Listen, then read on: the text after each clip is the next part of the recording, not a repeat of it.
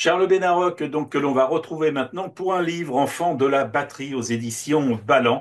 Alors, c'est une plongée dans toute l'histoire, dans presque un demi-siècle de musique, hein, parce que fin des années 50, début des années 60, Charles, bah, vous avez couvert et rencontré un peu tout ce qu'il y a eu comme vedette et surtout, vous les avez accompagnés. Alors, les années 60, les yéyés, on va trouver bien évidemment tous les artistes, on ne peut pas les citer tous, mais on va citer Vince Taylor, Jack Dutronc, Clo-Clo, Nicoletta, Christophe, Gainsbourg, Johnny, bien évidemment, Jacques Higelin aussi, puis on va en voir peut-être d'autres aussi.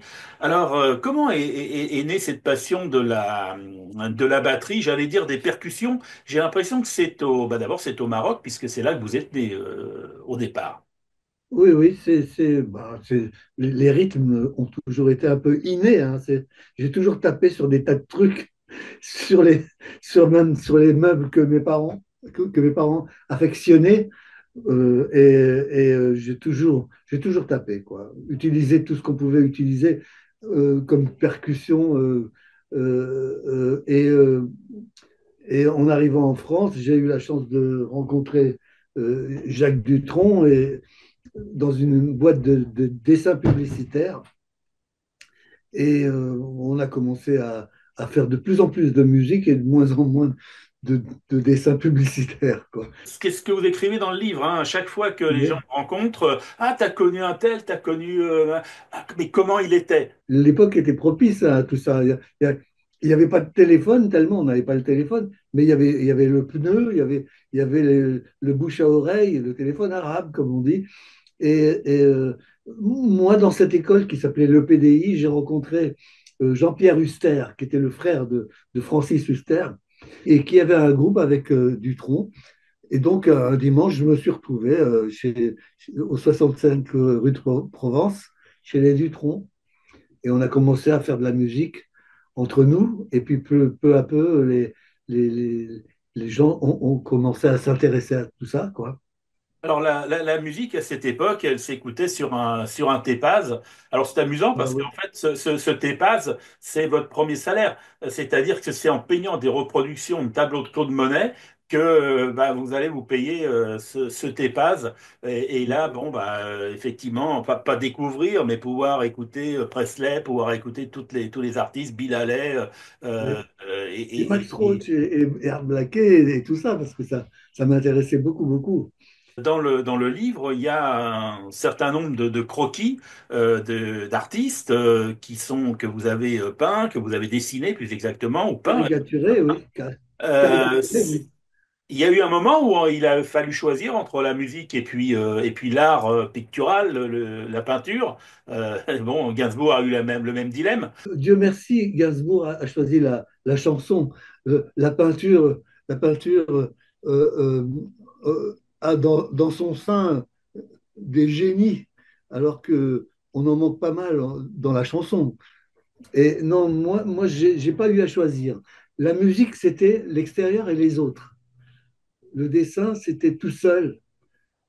Alors, choix aussi de l'instrument, puisque la batterie, alors c'est vrai que on pouvait utiliser, je sais pas, l'harmonica, on pouvait prendre la guitare, on pouvait prendre la clarinette, on pouvait prendre d'instruments qui sont transportables. La batterie, euh, euh, en tout cas pour moi, c'était loin du conservatoire et de tout ce qu'on peut avoir comme rapport ennuyeux avec un instrument. Avant de jouer d'un instrument, les gens font du solfège pendant un an, etc.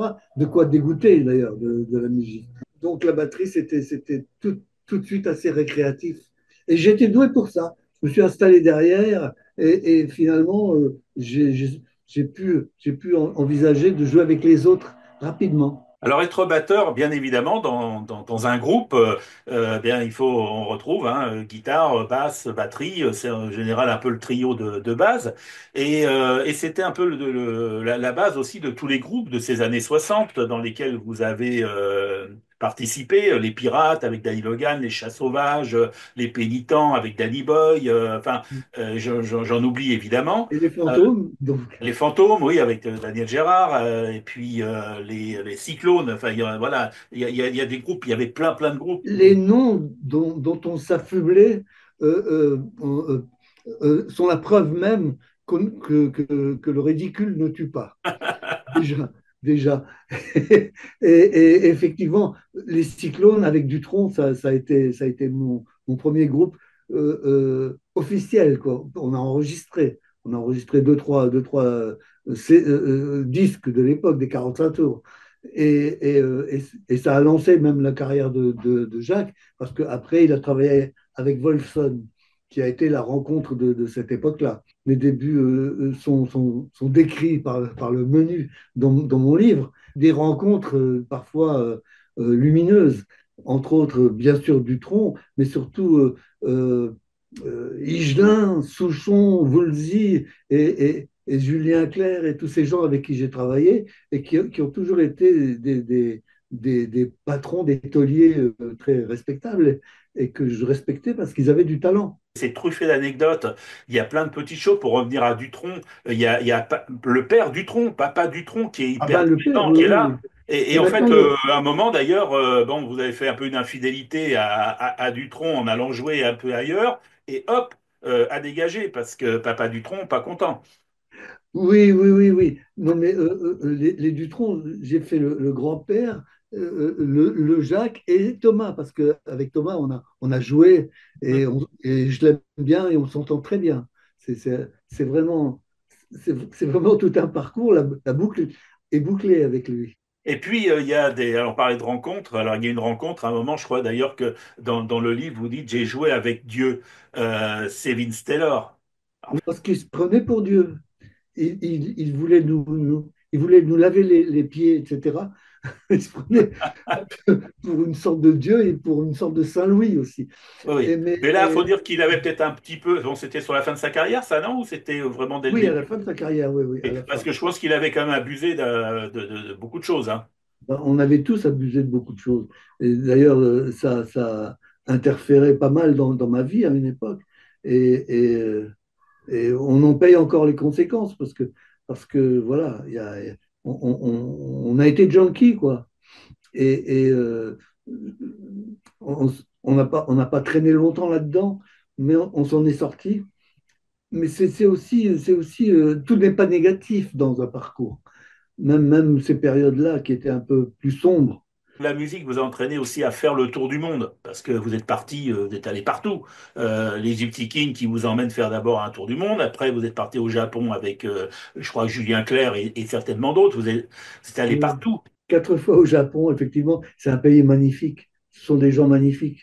Mais effectivement, avec une paire de baguettes, faire le tour du monde, c'est quand même, et plusieurs fois, c'est quand même malin, comme disait un vieil, un vieil oncle d'origine ukrainienne d'ailleurs, qui disait c'est-il malin tout de même de faire le tour du monde avec une paire de baguettes, c'est vrai. Alors, il y a des périodes, je suppose, où on est effectivement plus à temps un peu complet, on va dire, avec un artiste pour les tournées, etc. Mais en fait, les musiciens, eux, vont un petit peu d'un groupe à l'autre, d'un artiste à l'autre, etc. D'où l'anecdote du tronc, là, hein, puisque Il n'avait pas compris que j'allais avec les fantômes, ouais, c'est ça. Mais les cyclones étaient en stand-by, mais bon, il a vécu ça comme une trahison. C'est pas grave. et puis, il y a un peu le contraire aussi, de temps en temps. Il y a l'artiste qui a pas trop envie d'aller vers une vedette. Il y a, bon, je pense que c'est ce qui s'est un peu passé avec Claude François. Je me suis retiré de cette histoire, oui, oui. Aux grandes dames de l'impresario de l'époque qui l'a mal vécu. Il y a un événement qui, pour le rock and roll, pour cette nouvelle musique, cette nouvelle génération, c'est la Nation, le 22 juin 1963. Et bah, vous Ouais. pouvez dire, j'y étais. Oui, oui, oui, oui, oui, absolument. La presse de l'époque, d'ailleurs, relate un événement inouï et inédit. La génération Yéyé était née. Ça a duré jusqu'à aujourd'hui. Et, et, euh, et nous, avec, par exemple, avec Higelin, on a enregistré à trois un disque qu'on dit être culte maintenant, c'est-à-dire BBH 75, Ouais. et qui était pour beaucoup la naissance du punk rock français, quoi. Chanté en français, en tout cas. Et avec des lyrics formidables, très inspirés de Jacques. Ouais. C'était pas de la variété, ça, c'était autre Ah, chose. c'est sûr, oui. Et alors, il y a une anecdote dans le bouquin, là, alors je sais plus où ça se passe exactement, mais vous vous retrouvez dans une salle qui est imposante, qui est importante, et puis finalement, la salle est très peu remplie, quasiment déserte, et d'un seul coup, on va dire qu'il pète un câble. Ça a été un divorce, là, parce que j'ai pas compris qu'il puisse réagir, je trouve, comme une star, et c'était prématuré. Et puis de nous laisser sur scène à galérer et s'en aller en jetant le micro par terre. Effectivement, ça a été bon, mais on s'est revus plusieurs années plus tard. Il m'a appelé pour aller avec lui à Calvi jouer, et on a renoué vraiment. Et d'ailleurs, on n'avait jamais autant parlé après avoir bu un coup, mais on avait vraiment parlé à cœur ouvert, là. Alors, je me suis toujours un peu interrogé à savoir comment les musiciens peuvent passer d'accompagner Richard Anthony, passer Alan Stivell, Higelin, Julien Clerc, etc., Dutronc.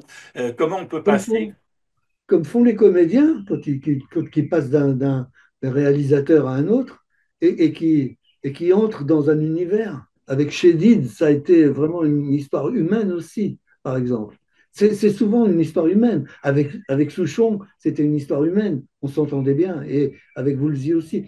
Il y a plein de petites anecdotes sur les artistes. On les voit de l'intérieur, j'allais dire. Quand vous parlez de Nicoletta, là aussi, vous parlez de la Nicoletta que les gens qui l'ont côtoyée connaissent, c'est-à-dire une fille assez nature, qui dit ce qu'elle pense, Un tempérament, oui. Un voilà, tempérament. quand vous parlez d'Antoine, c'est pareil, même pour Christophe aussi, le côté allumé de Christophe, mais aussi sa passion pour les jukebox, pour les voitures aussi. Bon, il y a énormément de choses qu'on connaît sans vraiment connaître. Quand vous parlez de Gainsbourg, c'est la même chose, c'est-à-dire que vous dressez un trait de Gainsbourg aussi bien au trait d'ailleurs, parce que vous le faites en dessin, mais vous le faites aussi en écrivant. Quand vous parlez de lui, on a un portrait du personnage. La nostalgie, elle est où là-dedans? Je n'ai en tout cas, aucune amertume par rapport à mon parcours. J'ai des nostalgies, bien sûr, mais je suis toujours en train de penser à faire des choses devant, quoi. D'abord, j'ai fait beaucoup de jazz. Et le jazz, c'est une musique au présent. J'ai joué avec tous les grands caïds du jazz à Paris et ceux des États-Unis qui vivent avec nous et d'autres. Et, Ouais, il y a un et petit pour moment, il y a moi, une petite et anecdote pour aussi moi, sur Eric Clapton, là, qui est amusante. pour moi, c'est jamais fini, c'est toujours devant, quoi. J'ai besoin de faire des projets. C'est pas Alors, mais forcément. et par contre, il y a toujours et on va malheureusement un peu terminer là-dessus, mais il y a toujours quelqu'un qui est permanente, qui est là, c'est Lucille. Lucille, ben, c'est surtout un grand roman d'amour, plutôt, cette histoire. Parce que Lucille, c'est un petit peu euh, la femme de ma vie. Ça fait 53 ans qu'on est ensemble. Elle vient du jazz. Son père était président de l'Académie du jazz pendant 35 ans, Maurice Culaz. C'est une grande histoire d'amour, surtout. Et je Voilà, lui mais dédie, je lui voilà. dédie ces bouquins-là, c'est à elle que je les dédie. Voilà, ce livre, c'est une histoire d'amour. On peut même d'amour avec un S à la fin, parce que effectivement, amour de la musique, amour des copains, amour des amis, amour des rencontres, et puis un amour de vie. Il y a aussi un autre bouquin, moi, que je recommande. On n'a pas l'occasion là trop d'en parler, mais ça s'appelle Et aussi la vie au compte-gouttes. C'est aux éditions du Net. La vie À au la compte-gouttes. fois, La vie voilà, au... avec des Oui, dessins, avec des anecdotes, avec plein de choses encore. oui, et beaucoup de dessins de presse à la fin, oui, oui. Enfant de la batterie aux Oui, éditions Ballant. et c'est signé Charles Benaroche. Voilà. Merci beaucoup, Charles. Merci beaucoup, Gérard Quentin. Merci à vous.